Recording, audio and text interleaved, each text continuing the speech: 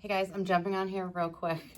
I do look partially disheveled. I just spent like 3 hours doing double door wreaths. It should have taken me like an hour.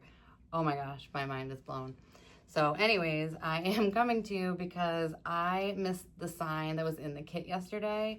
So I just wanted to come on and just run through it really quick with you because the sign really ties everything in and it's just so thin I missed it. So for our greenery, we have 2 of our boxwood bushes. Then we have 2 of our boxwood sprays.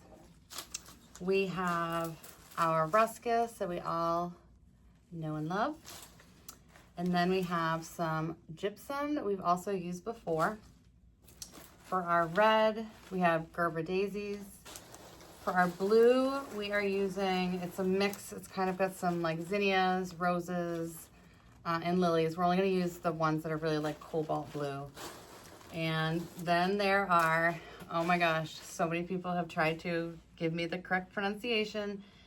Anemone, alimony, anemone, I think. It was like alimony or enemy, anemone.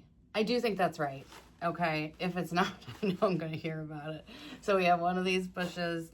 Then we have 2 of our cute little star-spangled floral picks or sprays. We have our 18-inch grapevine. I don't know why I keep doing this, but it's like, it's becoming a habit.